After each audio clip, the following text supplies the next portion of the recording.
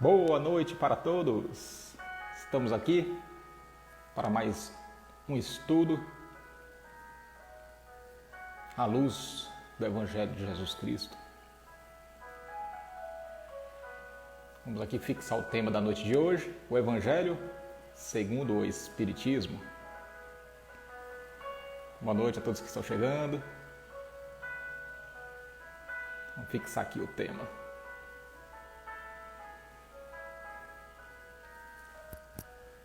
E o tema da noite de hoje, o Evangelho à luz da doutrina espírita, por isso que o segundo está com S minúsculo, o Evangelho segundo o Espiritismo. Boa noite Pedro, Maria Rubatino, Ivana, Ana Rosa,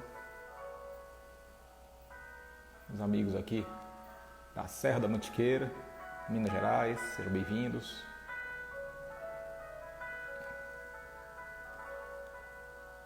Regina Maura, minha amiga Regina.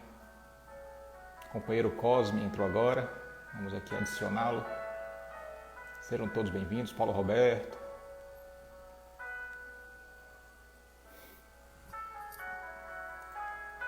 E o tema da noite de hoje, para os amigos que estão chegando, o Evangelho à luz da doutrina espírita, ou segundo o Espiritismo. Heraldo, seja bem-vindo. Vamos aqui adicionar o nosso companheiro Cosme.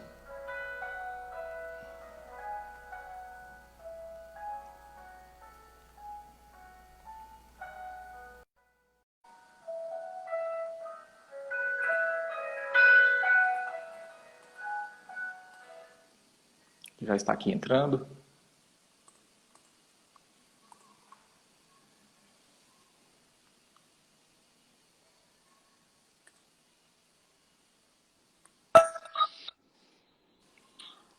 Ei, meu amigo.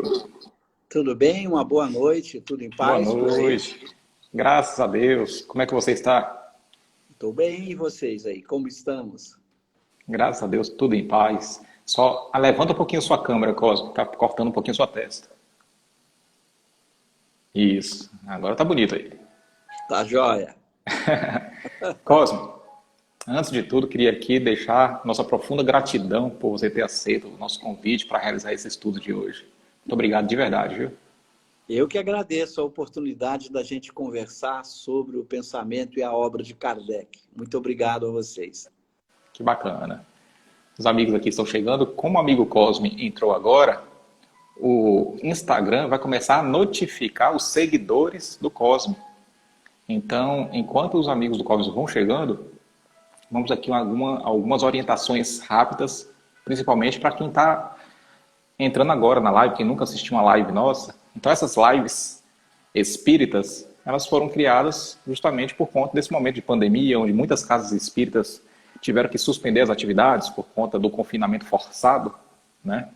E muitas casas têm aproveitado essas lives que nós temos realizado com estudiosos do Brasil inteiro para colocar nos dias das reuniões doutrinárias da respectiva casa espírita.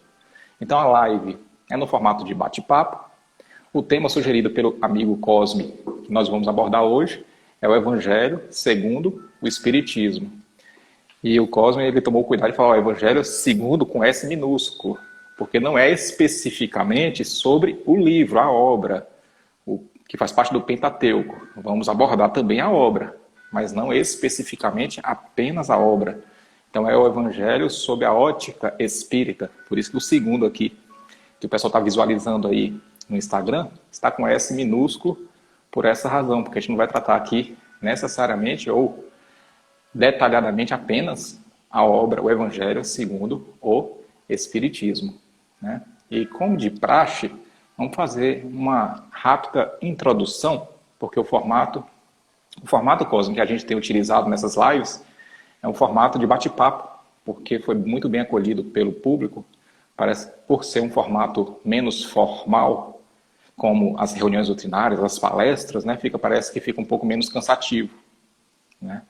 Então a gente faz aqui um formato de bate-papo e normalmente eu faço uma introdução acerca do tema antes de adentrar mesmo no cerne do assunto que nós vamos abordar. Hoje, o Evangelho segundo o Espiritismo. O que nós aprendemos, o que nós temos aprendido, encarnação após encarnação, acerca de Evangelho? Quando fala a palavra Evangelho, o que vem na cabeça das pessoas? O que a gente aprendeu nas catequeses da vida em relação ao Evangelho? Lá na catequese a gente aprende que Evangelho, ou melhor, os Evangelhos, porque são 4 Evangelhos que a gente conhece, né, são um gênero da literatura do cristianismo primitivo que conta exatamente a vida de Jesus, com o propósito de preservar os ensinamentos ou revelar os aspectos da natureza de Deus. Toda vez que a gente entra na aula de catequese, a gente tem essa lição do que é o Evangelho, né? Agora, se a gente tivesse a oportunidade de perguntar para um tutor da vida maior o que é Evangelho, será que a resposta dele seria semelhante ao que a gente tem aprendido? Será que o nosso ponto de vista em relação ao Evangelho ao menos se assemelha ao ponto de vista da espiritualidade superior? Se a gente pudesse perguntar para Jesus Cristo: Jesus, para você, o que é Evangelho? Será que ele ia responder exatamente da forma que a gente tem aprendido aí ao longo dessas encarnações, que é, sobretudo, os evangelhos canônicos, né, de Mateus, Marcos, Lucas e João, que são os evangelhos que eles consideram autênticos? Será que Jesus ia se limitar ao evangelho nesses ensinamentos? Ou ele iria ampliar um pouquinho a nossa visão? Uma curiosidade, Cosme. O Chico Xavier falava que quando ele estava recebendo o livro Jesus no Lar, de Neio Lúcio, bateu uma curiosidade nele, porque Neio Lúcio não teve a necessidade de passar o livro para Emmanuel e Emmanuel passar para Chico, como acontecia geralmente por causa de sintonia, né? Como Neio Lúcio tinha mais ou menos a mesma sintonia de Chico, segundo Chico, Neio Lúcio narrou o livro para Chico Xavier diretamente. E aí ele perguntou para Emmanuel, numa oportunidade, por onde é que ele andava quando ele estava recebendo o livro Jesus no Lar. O que você fazia? Porque a gente sabe que o espírito mais evoluído não fica à toa vendo Netflix, vendo Big Brother Brasil, passeando no shopping, né? E ele falou: para onde é que Emmanuel anda na hora que eu estou recebendo, psicografando Jesus no Lar? E segundo Chico, Emmanuel respondeu: Chico, eu aproveito esse momento para ocupar minha hora vazia participando de aulas de evangelho nas altas esferas ligadas à Terra. E eu vou te confessar, Chico, lá eu me sinto um crocodilo. Então você imagina, se é Emmanuel, um dos mais importantes tradutores aí de Jesus Cristo, interpretadores do Evangelho, ele se sente um crocodilo, ele se sentiu um crocodilo, então eu me sinto um tiranossauro rex comparado com Emmanuel, né? Então a gente vê que a gente tem muito a aprender ainda acerca de Evangelho conforme o ponto de vista da espiritualidade superior, o entendimento da espiritualidade superior, né? E como a doutrina espírita nos traz importantes revelações, não só no Pentateuco espírita, mas nas obras secundárias, fidedignas, né? As obras de Emmanuel, a gente amplia muito a nossa visão de Evangelho, porque a gente consegue compreender o que acontecia nos bastidores do acontecimento.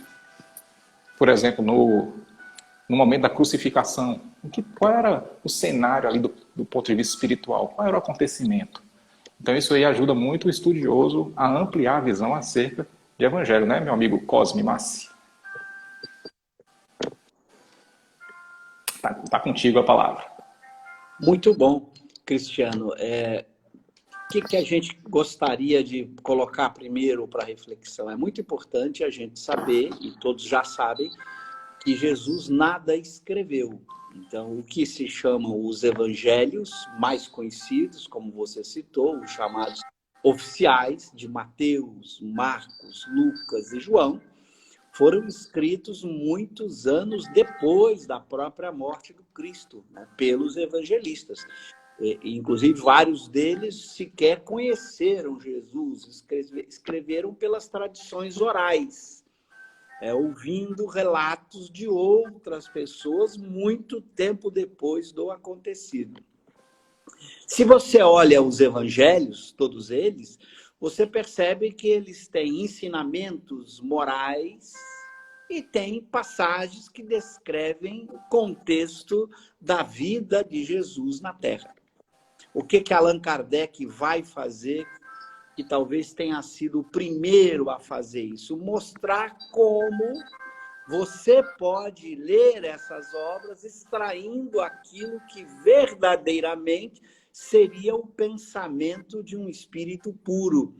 Uma vez que ele não escreveu, que outras pessoas escreveram sobre o que ele disse e fez, era muito importante você ter uma forma de leitura. Daí porque Kardec escreve o Evangelho segundo o Espiritismo, e não o Espiritismo segundo o Evangelho, que não é a mesma coisa. Porque se você pega os textos de Mateus, Marcos, Lucas e João e faz a leitura desses textos, você vai encontrar dentro do próprio texto diamantes preciosos misturados com pontos de vista que o Espiritismo não concorda, não aceita.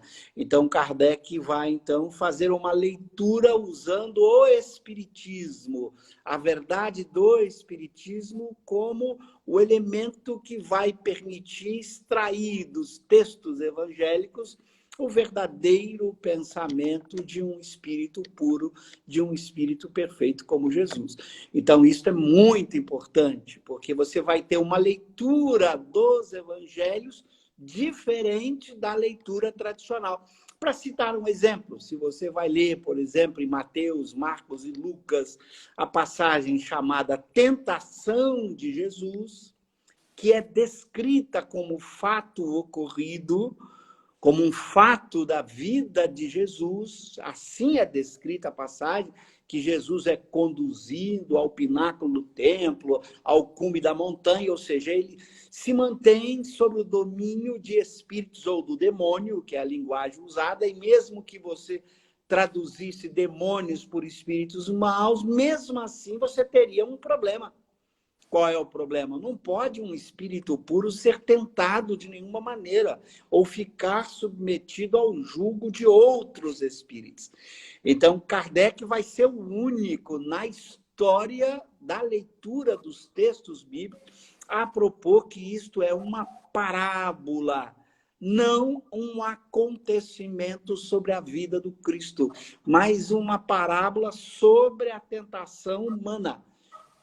E nós vamos encontrar isso pelo próprio evangelista João, que na obra Gênese traz uma mensagem explicando, e Kardec coloca na obra Gênese de Allan Kardec a explicação deste João, o evangelista, dizendo que isso é apenas uma parábola. Mas não é a forma como está escrito no texto. O texto não coloca como parábola, coloca como fato ocorrido.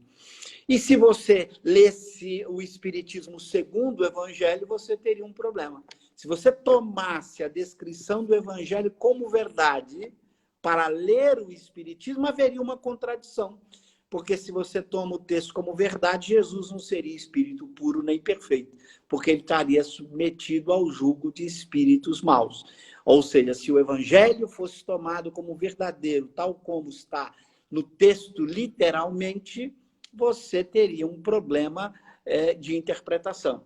E Kardec também mostra isso em várias outras passagens. Uma outra que eu gosto de citar importante, que também é descrita como um fato ocorrido, é a parábola da figueira que secou, que não é colocado como parábola.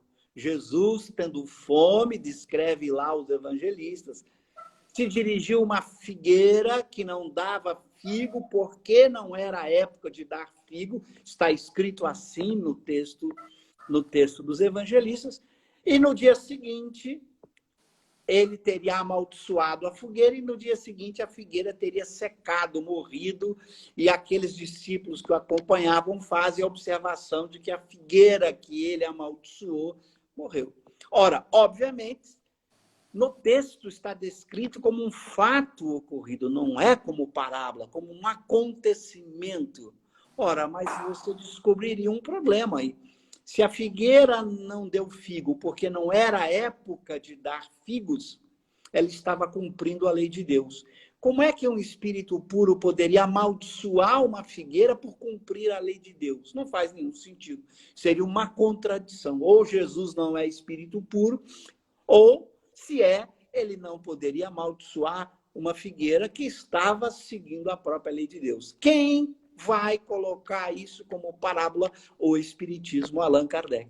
Mostrar que isso é uma parábola que não tem nada a ver, essa parábola, nem com figueira, nem com figo. Isso é metáfora. Então, Kardec vai dar uma interpretação que nunca foi dada antes, mostrando o que está por trás deste texto. Então, um texto que parecia contraditório numa leitura literal, torna-se grandioso com a leitura do Espiritismo. Por isso, a importância de você estudar o Evangelho segundo o Espiritismo, ou de acordo com o Espiritismo, tomando a ciência, a filosofia espírita como verdade, para esta verdade mostrar as verdades que estão escondidas no texto evangélico, que numa leitura literal você não conseguiria tirar o diamante que está misturado num texto, e esse diamante só pode ser evidenciado com o pensamento do Espiritismo. Daí a importância, como Kardec observa, de fazer esse tipo de estudo. Aquele que quer conhecer o Espiritismo e gosta dos textos evangélicos, todo cuidado para que possa usar o Espiritismo como uma ferramenta poderosa de leitura do texto evangélico. Aí ele vai descobrir na figura de Jesus um verdadeiro espírito puro ou perfeito. Todas aquelas passagens do Evangelho que tratam Jesus como paixão, sofrendo, Jesus pedindo a Deus que afaste o cálice, tudo isso em Kardec é deixado de lado. Por quê? Porque não faz sentido que um espírito puro tenha paixões, nem que ele reclame ou que ele faça qualquer tipo de pedido, como se ele não soubesse da experiência que viveria na Terra, que passaria na Terra. Então, é muito importante para aqueles que nos acompanham entender por que o Espiritismo não toma o Novo Testamento como verdade absoluta. Ele extrai as verdades do Novo Testamento com o Espiritismo e não toma o Novo Testamento literalmente como sendo a expressão da verdade. Isso também significa, para passar para você aí para as questões, que o Espiritismo não nasceu do Novo Testamento. Essa também é uma diferença muito importante. As doutrinas religiosas chamadas de cristãs nasceram da Bíblia ou do Novo Testamento. O Espiritismo não. A moral espírita nasceu dos estudos da ciência e da filosofia espírita apoiada nas comunicações com os espíritos. Esta moral se mostrou idêntica à moral do Cristo, não porque tenha partido do Evangelho, mas porque tinha que ser idêntica, porque se a moral do Espiritismo está apoiada nas leis de Deus, nas leis da natureza, e se um espírito puro só expressa a lei de Deus, é claro que as morais tinham que coincidir, embora de caminhos diferentes. Então, o Espiritismo, por construir a sua moral apoiada nas leis naturais, a moral espírita tem que coincidir com a moral de um espírito puro, porque o espírito puro só fala aquilo que está de acordo com a lei de Deus. Então, o Espiritismo chegou à moral de Jesus, não partiu da moral de Jesus, mas chegou à mesma moral. É por isso que Jesus é considerado no Espiritismo um modelo e guia, porque ele é um espírito puro. O espírito puro é o modelo e guia da humanidade, porque ele expressa a lei natural. Seu pensamento é o pensamento da lei de Deus.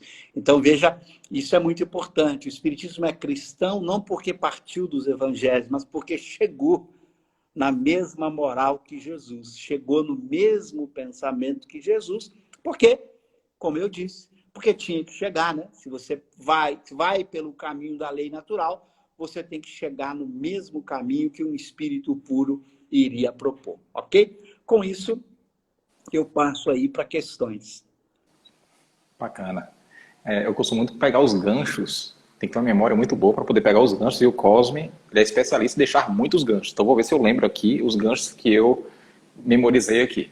O Espiritismo, como o Cosme falou, ele não criou um próprio evangelho. Ele alcançou o evangelho de Jesus, porque Allan Kardec, ele apenas sistematizou informações da lei da natureza que sempre existiram, mas existiram no entendimento humano de forma aleatória. Então Allan Kardec ele fez o quê? Uma sistematização dessas informações, dos mecanismos da relação do homem encarnado com o homem desencarnado, com a espiritualidade. Bom, esse é um gancho, só para fechar um parênteses bem rapidamente, mas não vamos nos ater a isso. Eu costumo falar nos estudos doutrinários, Cosme, que o Evangelho, à luz da doutrina espírita, é como se fosse um bolo pronto, recheado. É óbvio que esse bolo aí tem vários andares à medida que a criatura vai evoluindo e vai compreendendo melhor o Evangelho. Mas o Evangelho puro e simples, a essência, o Evangelho primitivo, que contém a essência moral ali do ensinamento de Jesus, é a massa ali, sem a cobertura, sem o recheio. E quando vem a doutrina espírita, trazer ferramentas para auxiliar na interpretação do Evangelho de Jesus, é como se a gente colocasse o recheio, colocasse a cobertura do bolo. Então vou pegar aqui os dois exemplos que você deu aí, da colaboração do Espiritismo na interpretação do Evangelho. Você bem falou, o Espiritismo ele alcançou o Evangelho de Jesus de forma lúcida e judiciosa. Você mencionou a questão da tentação. Quando não tinha doutrina espírita para nos ensinar, a gente não sabia como é que funcionava o mecanismo da obsessão, nem o mecanismo da vampirização. Então, a doutrina espírita trouxe esse ensinamento que nos auxiliou a entender que se tratava de uma metáfora, porque espírito puro não podia ser tentado. Se fosse na área da vampirização, Jesus tinha que ter vícios, algum tipo de vício, onde a criatura desencarnada com o mesmo vício poderia tentar Jesus naquele vício. Como Jesus era criatura pura, espírito puro, não teria vício. Ah, então seria uma obsessão? Não seria vampirização, seria uma obsessão? A doutrina espírita, de novo, vem nos ensinar que para haver obsessão tem que ter um plug que liga o obsessor e o obsidiado. E esse plug é justamente a culpa. Se não existir a culpa, não há obsessão. Jesus, espírito puro, numa escala muito elevada da categoria de espírito puro, espírito crístico, com culpa. Então é óbvio que não existia esse plug que poderia ligar Jesus Cristo à criatura que estava obsidiando Jesus. Então não existia quadro de obsessão, porque não existia culpa, e nem existia quadro de vampirização, porque não existia vício da parte de Jesus. Então não se trata realmente de uma tentação, Jesus, longe de ter uma fraqueza, se fosse verdade, se não fosse uma metáfora, longe de ter um fraquejamento diante daquela situação. Então só pegando o gancho aqui do que o Cosmo comentou em relação à tentação e da colaboração da doutrina espírita em relação a essa situação. Por que a gente chega facilmente à conclusão de que se trata de uma metáfora? E o amigo Cosme utilizou aqui outro exemplo, que é da figueira que secou, que consta no Evangelho canônico, exceto no Evangelho de João, mas está no Evangelho de Marcos, Mateus e Lucas. Quando a gente começa a se enxergar e enxergar os acontecimentos do ponto de vista espiritual, a gente vai entender que todo o ensinamento do Velho Testamento, que nos foi passado pela espiritualidade superior, através dos médiuns da época, que a gente chama de profeta, todas as informações que foram trazidas por Jesus Cristo, registradas pelos evangelistas, e todas as informações que foram trazidas pelo Espírito da Verdade e outros Espíritos nas obras secundárias, se trata apenas de orientações pedagógicas que juntos, primeira revelação, segunda, terceira revelação, ou Velho Testamento, Novo Testamento, doutrina espírita, que juntos compõem um roteiro de redenção espiritual, que a gente chama de primeira revelação, segunda revelação, terceira revelação. E todas essas informações que foram trazidas para nós, foram trazidas do ponto de vista pedagógico. Existe um contexto pedagógico, que a gente só vai compreender. Imagina aí, Cosme, a pessoa tentar entender a equação do segundo grau sem compreender a equação do primeiro grau. Não vai conseguir.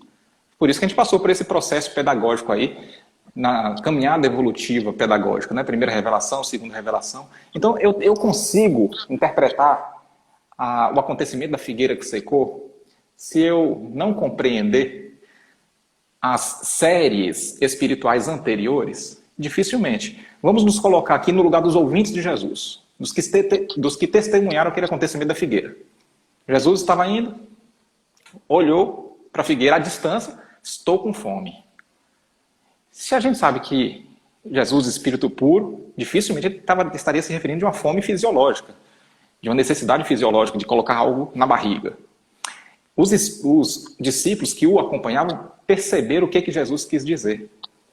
Por que a gente não percebeu de imediato, quando a gente lê essa passagem, e os discípulos perceberam. Porque os discípulos tinham o Torá na cabeça. Não tinha Bíblia, não tinha uma livraria que vendia uma Bíblia, porque os ensinamentos do Velho Testamento eram passados de pai para filho, geração para geração.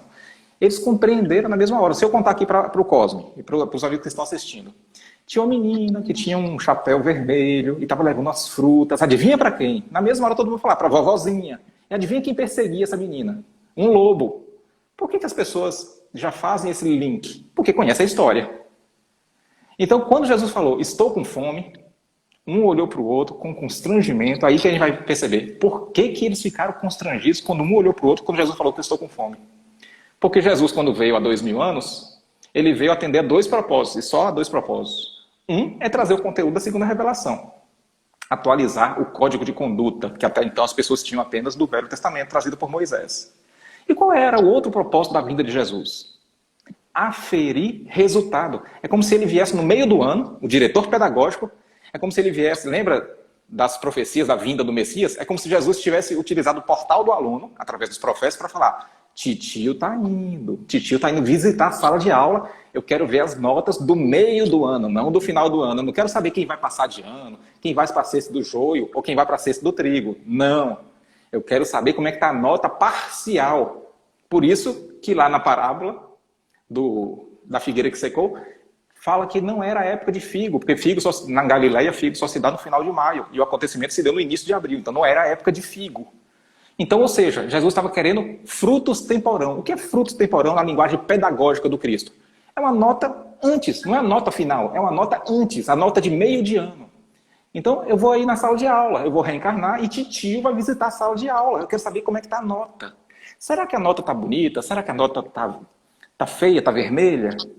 Só que Jesus, utilizando-se do portal do aluno, dos profetas no Velho Testamento, mais especificamente, Miqueias, capítulo 7, versículo 1, ele tinha deixado já uma dica de como é que estaria a nota de quando ele viesse. Olha o que Jesus fala em Miqueias, Cosme.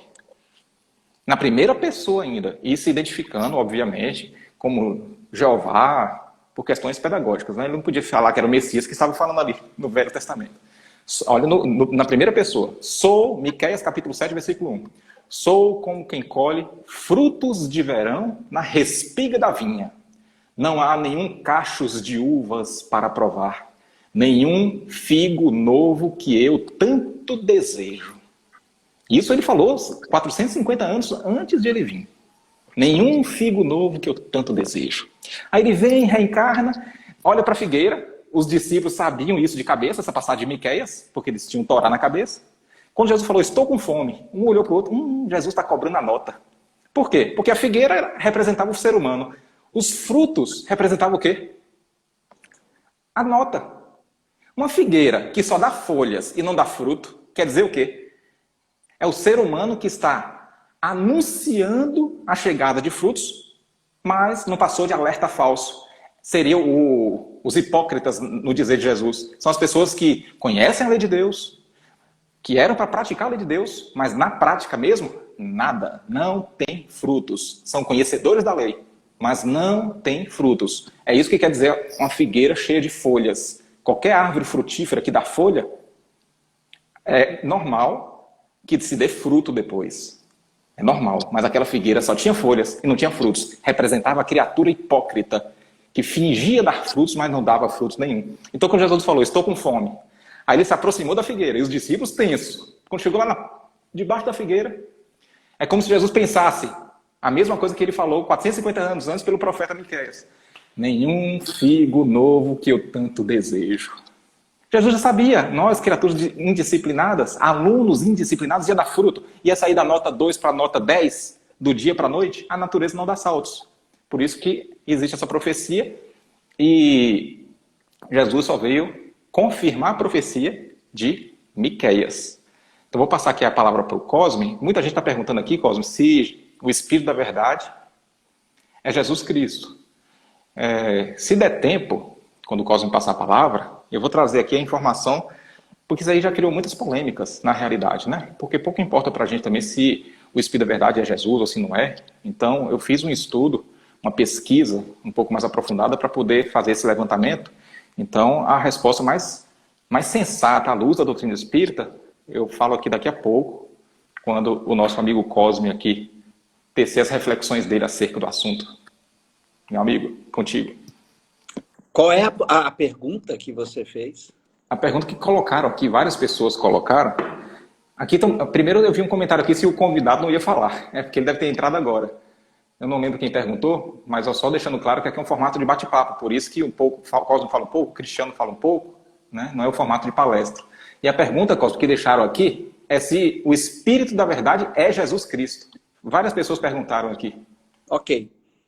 Como está na obra de Kardec, aliás, em vários lugares da obra, em especial na Revista Espírita, a demonstração clara de que o Espírito de Verdade é Jesus. Em particular, aqueles que quiserem poderão consultar na Kardecpédia, entrar lá e colocar sobre a imitação do Evangelho segundo o Espiritismo, a primeira edição do Evangelho segundo o Espiritismo, que saiu em 64. Então, pode colocar a propósito da imitação do Evangelho segundo o Espiritismo, vocês vão achar uma mensagem do Espírito de Verdade falando desta obra em que ele se identifica textualmente.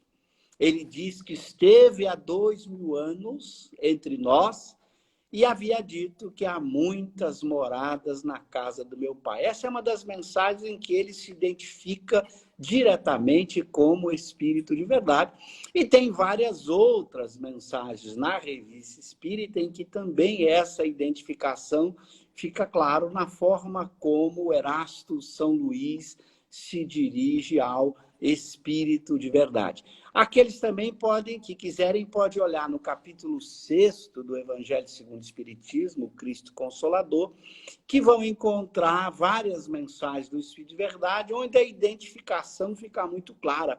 Venho como outrora aos transviados filhos de Israel, etc. Há vários momentos em que o Espírito de Verdade se identifica desta forma.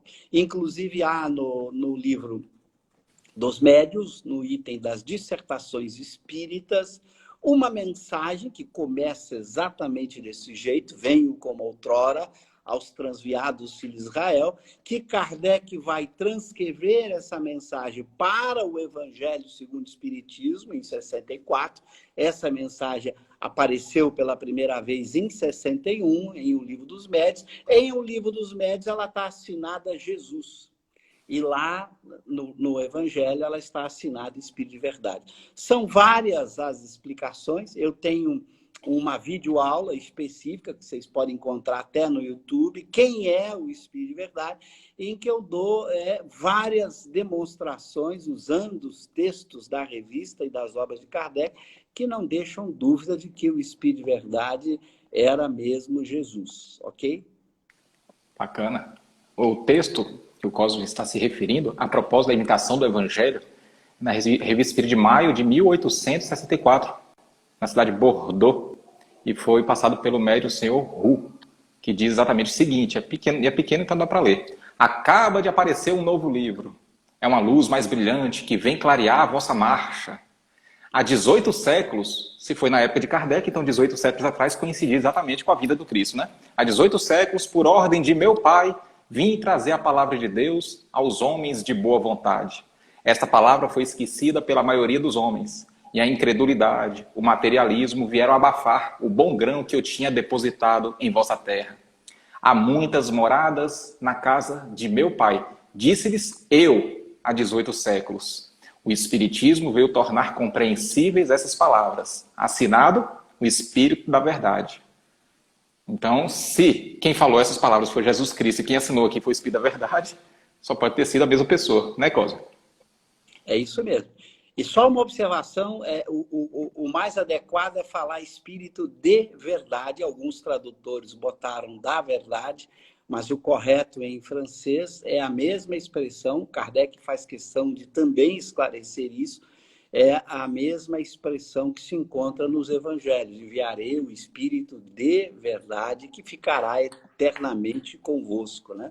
Trazendo aí esse pensamento, o Consolador prometido, ok? Só uma observaçãozinha, porque alguns tradutores estão, às vezes, usando Espírito da Verdade, o mais preciso em francês é o Espírito de verdade, não da verdade, ok? Verdade. E nós, expositores, a gente tem que se policiar para, durante as exposições, falar Espírito de verdade, né? Porque na maioria das traduções está Espírito da verdade. Meu amigo Cosme, a maior colaboração da doutrina espírita na tradução do Evangelho para você, qual seria? A maior o quê? Eu não entendi. Colaboração da doutrina espírita na interpretação do Evangelho de Jesus.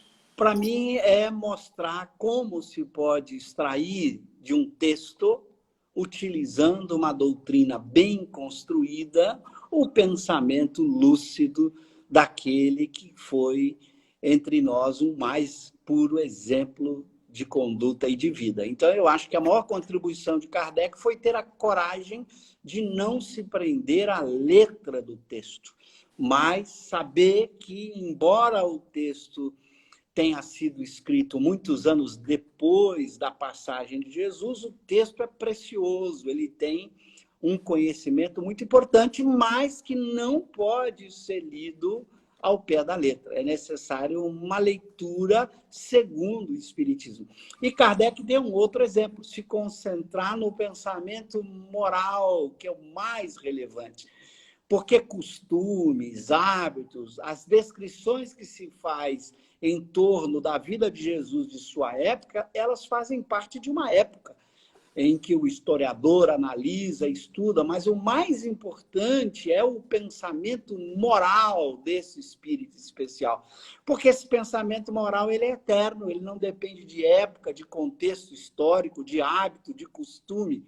E eu acho que aí o Espiritismo teve muito a ganhar, quando já no início do Evangelho, segundo o Espiritismo, Allan Kardec fala que ia se concentrar no pensamento moral de Jesus, por ser ele exatamente um pensamento universal, por refletir a própria lei de Deus. Eu diria que essa talvez tenha sido a grande contribuição, nos ensinar a ler um texto precioso e se prender naquilo que é o mais importante no texto, que é o ensinamento moral, que vale para todas as culturas, para todas as épocas, para todos os povos. Eu acho que essa foi a grande contribuição de Kardec do Espiritismo em se ater naquilo que devia, para evitar discussões teológicas, evitar debates sobre passagens que eram de uma época em que está muito distante de nós. Então, ele preferiu pegar aquilo que pode ser universal, que pode ser o acordo entre todos os pontos de vista, entre todas as religiões, porque o que há de acordo entre todo mundo é o ensinamento moral de Jesus, esse extraordinário, que Kardec mostra de que maneira o Espiritismo pode extrair esse ensinamento moral desse texto admirável dos evangelistas, ok? Bacana. Tem muita gente que pergunta também, além dessa pergunta de quem é o Espírito da Verdade, né, se é Jesus, pergunta quem foi ou quem foram os tutores ou os espíritos que passaram as mensagens do Velho Testamento para os profetas, porque a maioria está assinado como Jeová, né, por questões pedagógicas. A mente bárbara dos homens da época tinha que acreditar que Deus estava conversando diretamente ali com os profetas. Mas a gente espírita sabe que tem uma organização pedagógica por trás ali, inclusive nas mensagens do Velho Testamento. E uma que eu acho bem interessante, Cosme, está lá no livro Consolador, psicografado por Chico Xavier, de Emmanuel, onde a Emmanuel elabora as perguntas e o próprio Emmanuel elabora as respostas do livro, né? Questão 276 do livro Consolador é o que eu cheguei mais próximo assim, de interpretar de quem está passando a mensagem, ou quem passou pelo menos a maioria das previsões e das predições que foram trazidas pelos profetas que estão registrados no Velho Testamento. E diz assim, a pergunta: a previsão e a predição nos livros sagrados, se referindo aos livros do Velho Testamento, dão a entender que os profetas eram diretamente inspirados pelo Cristo? Igual o profeta Miqueias, né? Sou como quem colhe frutos de verão na respiga da vinha. Fica parecendo que é Jesus falando mesmo, né? E a resposta de Emmanuel: nos textos sagrados das fontes divinas do cristianismo, as previsões e as predições se efetuaram sob ação direta do Senhor, sob ação direta de Jesus. Pois só Ele poderia conhecer bastante os corações, as fraquezas e as necessidades dos seus rebeldes tutelados, para sondar com precisão as estradas do futuro, sob a misericórdia e a sabedoria de Deus. Então, quando eu consegui alcançar essa compreensão de que Jesus teve participação na transmissão da informação do Velho Testamento, do Novo Testamento, obviamente, porque ele veio em pessoa trazer o ensinamento, e da doutrina espírita, para mim, para cristiano, ampliou a visão de evangelho, deixou de ser apenas aquele conjunto de informações que constava nos 4 evangelistas, porque Jesus ele participou pedagogicamente do Velho Testamento e do Novo Testamento também. Não sei qual é a visão que se você conseguia também ampliar, quando você teve essa informação, de ampliar a visão de evangelho, quando você descobriu a atuação de Jesus, a participação dele direto, não apenas como diretor pedagógico, mas informação direta, inspirando os profetas do Velho Testamento, inspirando os médiuns que responderam a Kardec ali na qualidade de espírito de verdade, né? Qual foi essa impressão sua que você teve? E aqui sempre, em toda a história da humanidade, os espíritos superiores auxiliam o homem, trazendo o seu pensamento por inspiração para homens em todas as épocas da humanidade. Isso ocorreu ao longo de toda a nossa história, em todas as culturas, não apenas na cultura do Velho ou do Novo Testamento, mas a presença das grandes vozes dos céus em toda parte. Se a gente olha o prefácio do Evangelho segundo o Espiritismo, o Espírito de verdade que dita a mensagem que Kardec coloca no prefácio, ele fala, os Espíritos do Senhor, que são as virtudes do céu, e espalham-se por toda a superfície da terra. Ou seja, em todos os cantos, em todas as culturas, sempre esses espíritos superiores levaram o pensamento divino, o pensamento de um espírito puro, a lei natural, para que o homem pudesse ter, pela inspiração ou pela mediunidade, a mesma mensagem moral, o mesmo ensinamento moral, que é o que é relevante. Porque o ensinamento histórico ou científico faz parte dos estudos e descobertas humanas. Mas este pensamento moral universal que se encontra em todas as grandes culturas, em todos os grandes homens, quaisquer que sejam as seitas ou religiões que eles participaram ou ajudaram a fundar. Isso é muito importante porque sabemos que a Terra é um planeta que tem que ser pensado como um todo. Não há povo escolhido, povo privilegiado. Os Espíritos do Senhor se espalham por toda a superfície da Terra, porque o homem precisa aprender, crescer e progredir. E com a ajuda desses Espíritos, a gente consegue ir além das nossas limitações, ok? Bacana. Tem algumas perguntas que eu estou lendo aqui, Cosme. E vamos filtrar porque não vai dar para responder todas, né? A companheira Solange Carneiro, mais cedo, ela perguntou: gostaria de saber se Kardec contribuiu decididamente nas obras ou se ele é apenas alguém que reuniu as respostas dos espíritos. O amigo Cosme responde, depois também eu coloco uma opinião minha a respeito. Muito boa, muito boa. O Kardec, na obra Gênese, exatamente no primeiro capítulo, o caráter da revelação espírita, ele explica com detalhes o papel dos homens e dos espíritos na elaboração do espiritismo, em especial no item 13 deste primeiro capítulo, o caráter da revelação espírita. Aí ele deixa claro que o espiritismo tem um caráter duplo. Ele é divino porque foi da iniciativa dos espíritos de Deus. Por isso ele é divino, ele é providencial. E os pontos fundamentais foram ditados pelos espíritos. Mas a elaboração foi trabalho dos homens. É por isso que nós vamos encontrar Kardec justamente assinando como autor dos livros. Se ele não tivesse dado a contribuição como homem, não seria justo ele assinar o livro. As obras fundamentais do Espiritismo, os 22 livros que Kardec nos deixou, além do catálogo, que seria o 23º, ele assinou. Por quê?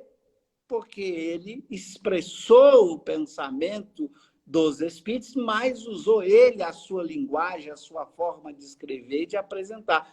Se a gente soma a quantidade de páginas das 22 obras, comparando aquilo que são mensagens ditadas pelos espíritos e texto de Kardec, nós vamos perceber que a esmagadora maioria das páginas são textos que Kardec elaborou, mas, como ele diz, seguindo o pensamento dos espíritos, com o aval dos espíritos. Por isso ele vai explicar nesse item 13 que eu citei aí, do caráter da revelação espírita, o papel dos homens na elaboração do espiritismo. É claro que ele podia ter dito, mas, claro, ele não ia dizer o papel dele, que foi fundamental para que o espiritismo pudesse chegar até nós. Eu costumo dizer que o espiritismo foi elaborado a quatro mãos, as mãos dos espíritos e as mãos de Kardec. Ele é o que eu chamo um coautor, ou seja, alguém que escreveu junto, expressando este pensamento. Por isso eu costumo dizer que Kardec, para mim, foi o que melhor entendeu o pensamento do Espírito de Verdade, Jesus, e dos Espíritos, porque ele pôde verter esse pensamento numa linguagem simples, profunda e rica, que a gente aprende estudando os seus 22 livros. Então eu digo lá, Solange, olha bem esse capítulo, o caráter da revelação espírita, que Kardec deixa claro o papel dos homens e dos espíritos na elaboração do espiritismo, principalmente nas 22 obras de Allan Kardec, ok? Eu acredito que poucos, Cosmo, têm uma noção da envergadura espiritual de Allan Kardec, né? Porque eu costumo falar que ele não era obreiro apenas, ele era ombreiro, porque ele estava ombro a ombro ali com a pleiade dos espíritos evoluídos, que reencarnou com essa missão, né? E quando eu tive a plena noção de que Kardec era um espírito muito evoluído, foi no estudo das revistas espíritas. E um desses estudos foi quando ele foi orientado pelos espíritos a se retirar para receber e organizar o conteúdo de O Evangelho segundo o Espiritismo, que na época tinha outro nome, né? A propósito da imitação do Evangelho. E aí ele foi sugerido pelo editor do Livro dos Médiuns, o senhor Hu, a substituir o nome para O Evangelho segundo o Espiritismo, e Kardec, muito humilde, aceitou, achou melhor adotar realmente o Evangelho segundo o Espiritismo. Mas quando ele estava lá recolhido na fazenda, na zona rural, recebendo o conteúdo, organizando o conteúdo recebido pelos médiuns, melhor dizendo, ele ouviu uma pancada na parede, instalada na revista espírita, e desconcentrou ele. Ele achou que era o vizinho, era alguém do quarto do lado, e continuou. Ele ouviu de novo uma pancada, tipografia, né? De novo, foram 3 vezes. No outro dia, reunido com o senhor Hu, antes da mensagem do Espírito da Verdade, que revelou ali que seria Jesus, né? Ele mencionou isso com o senhor Hu. Eu estava ali organizando o conteúdo e eu ouvi essa pancada na parede. Foi muito estranho. E o senhor Hu, médium, falou. Era justamente o seu espírito simpático, na época falava espírito familiar, era o seu espírito simpático que estava ali, é como se fosse o anjo de guarda que estava ali. E ele bateu na parede porque você estava com a informação errada entre a 3ª e 30ª linha. E você teria que corrigir essa informação. Aí Kardec falou, aí eu percebi que tinha esse conteúdo errado e corrigi. E o senhor Hu falou, mas o espírito está aqui agora falando que ainda tem uma coisa para ser corrigida, para você dar uma relida. Aí ele falou, tá, então quando chegar em casa eu vou dar uma relida. A propósito, já que ele está aqui, me seria dado, por gentileza, saber o nome dele, desse meu anjo de guarda? E o senhor Hu falou, pergunte você mesmo. E aí Kardec começou a conversar com o seu anjo de guarda. O senhor poderia me informar, é a pergunta bem elaborada, poderia me informar o seu nome e tal? Chame-me apenas de Verdade. Imagina. E aí depois falou que viria a cada 15 dias, às sextas-feiras, para passar novo conteúdo, que é da assistência moral, espiritual, material e espiritual. Mas o que eu achei curioso é, o orientador de Kardec, o anjo de guarda de Kardec era o Espírito de Verdade, e a gente sabendo que o Espírito de Verdade era Jesus Cristo. Então pensa a envergadura desse homem. Se a gente achava que o nosso anjo de guarda era evoluído, imagina o anjo de guarda de Kardec que era o Espírito de Verdade. Na verdade, está lá registrado na revista Espírita esse acontecimento. Aí a gente tem plena noção do papel de Kardec na codificação. Ele não era um espírito qualquer encarnado, ele era um espírito muito evoluído. Uma outra pergunta, Cosme. Agora nós estamos com 49 minutos e 14 segundos. Pergunta de William Lopes Oliveira. Cosme, o que você poderia nos dizer sobre a linguagem alegórica das passagens de Jesus, reinterpretadas por Kardec? As mensagens que Jesus passou em forma simbólica, metafórica, né? Vamos traduzir aqui a pergunta do Cosme. Por que Jesus se comunicava muito através de metáforas, de símbolos, de parábolas? Muito boa questão, William. Eu acho que era para que ela pudesse chegar até os nossos dias. A grande beleza de uma parábola é a possibilidade fácil dela passar por tradição oral. Lembrando que aquela era uma época de tradição oral, que as coisas aconteciam muito boca a boca. E uma parábola, por ser uma história, ela tem facilidade de ser reproduzida. Isso é algo muito importante. Se você tenta fazer um texto corrido, dificilmente as pessoas lembrariam exatamente daquilo que estava sendo dito. Então, com a história é mais fácil, porque dificilmente as pessoas trocariam muito aquilo que foi a expressão do seu pensamento. Esse é o primeiro ponto. O segundo ponto é se a parábola é muito rica, se a metáfora é muito bem construída, ela permite que você faça interpretações dela, fazendo com que o esforço de aprender e de entender seja nosso. O grande mestre sabia muito bem fazer isso. A necessidade de colocar um pensamento numa linguagem simples, que ao mesmo tempo durasse no tempo, porque não dependia de nenhum contexto social ou filosófico complicado, já que um texto positivo ou argumentativo exigiria, e que nós pudéssemos fazer esse esforço de interpretação e que cedo ou tarde, quando ele enviasse o Espírito de verdade, como aconteceu, quando ele enviasse o Espiritismo daria a chave para fazer a melhor interpretação possível dessas parábolas, dessa linguagem metafórica. Então, veja, essa é a sabedoria, porque espíritos muito evoluídos falam pouco, e quando falam, deixam uma marca profunda para a humanidade. Muito bom. Além do mais, o símbolo, ele não se corrompe, né, Cosme? Porque a linguagem direta, igual essa que a gente está falando aqui, se fosse registrada, seria, talvez por conveniência de quem traduz, seria facilmente corrompida. E o símbolo é uma coisa que dificilmente é corrompida porque depende muito da interpretação. Tipo, eu vou corromper com qual propósito? Se eu nem compreendi direito o que está escrito ali. Então, talvez o propósito também de Jesus ao falar em símbolos é para não haver tanto truncamento nas traduções. Tanto que muitas parábolas chegaram até nós aqui sem truncamento. Né? E a doutrina espírita nos ajudou a interpretá-las. Não é verdade? E talvez aqui pelo tempo dá para fazer mais uma pergunta. Kardec, quem perguntou foi Pablo Ribeiro. Kardec utilizou o Espiritismo para estudar o Novo Testamento e a Gênesis do Antigo Testamento. Com o Espiritismo, eu poderia estudar toda a Bíblia? Muito boa questão. No aspecto moral, com certeza. O exercício que Kardec faz na obra A Gênese, para estudar o livro Gênese de Moisés, é um exercício interessante, porque ele mostra o quê? O que ele estava querendo mostrar ali? Ele estava querendo mostrar a possibilidade da boa convivência entre as religiões e a ciência. E que a ciência podia ser usada para fazer a leitura daquele texto em especial, a Gênesis, mostrando que não tinha nenhum conflito, era possível essa boa convivência, e como ele vai dizer lá, que a ciência ajudasse a entender este livro extraordinário, a Gênesis. É claro que as ciências em geral, não apenas o espiritismo, podem e devem ser usados na interpretação desses textos históricos, desses textos tão importantes. Agora, no que diz respeito à alma, a vida espiritual, o espírito, que é o objeto de estudo do espiritismo, e daí o ensinamento moral, porque a moral é exatamente a como o indivíduo, o espírito, deve viver. É claro que, do ponto de vista moral, o espiritismo é muito útil para ler todas essas obras, e não só essas obras, para ler, inclusive, as obras dos grandes filósofos.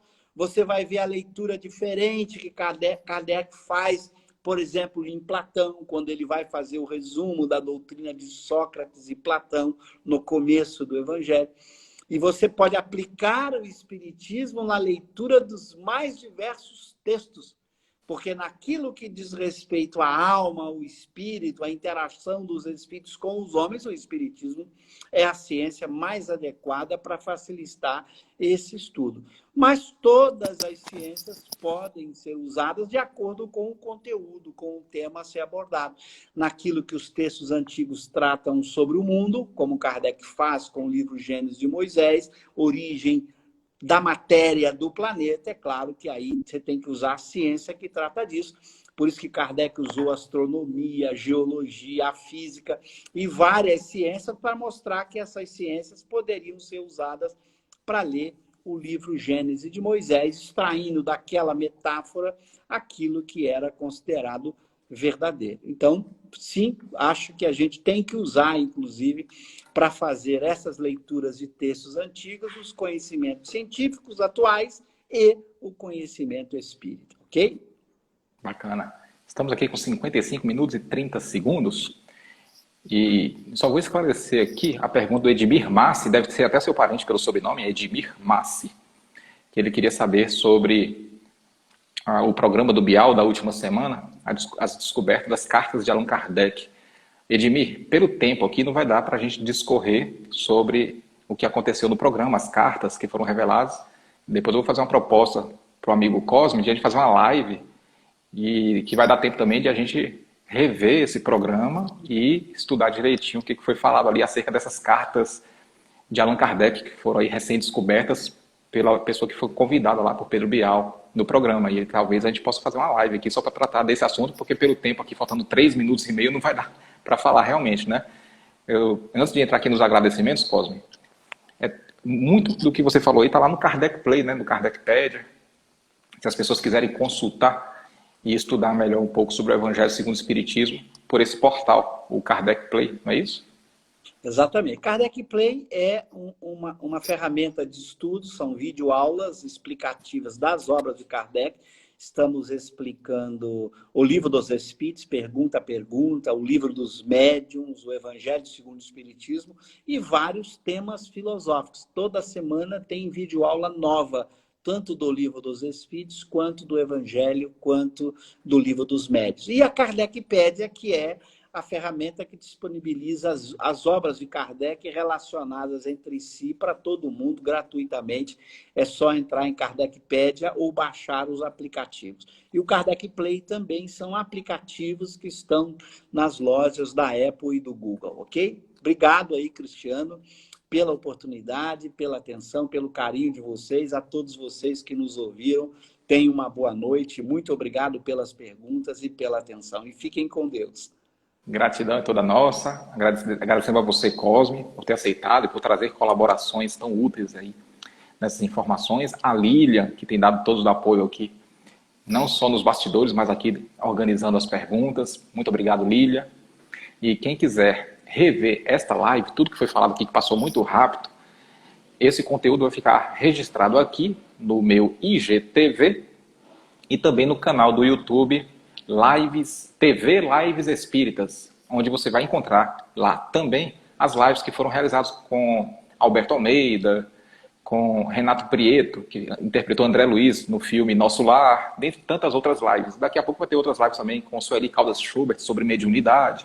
Então, todo esse conteúdo, quem quiser acompanhar, os seguidores de Cristiano, quem quiser acompanhar as atividades do Cosme, só ir lá no Instagram do Cosme e segui-lo. E os seguidores do Cosme, quem quiser acompanhar essas lives diárias, só clicar lá em seguir Cristiano, que vai estar acompanhando também todas as lives diárias. Meu amigo, gratidão profunda. Fique com Deus. Espero que tenhamos outras oportunidades. Tem muitas perguntas aqui que não foram lidas, muitos comentários. E o pessoal pedindo aqui para a gente poder fazer um repeteco aí desses estudos. A gente vai se falando aí através da Lília, para a gente poder marcar uma outra oportunidade mais para frente. Obrigado. Fiquem com Deus. Um abraço, uma boa noite a todos.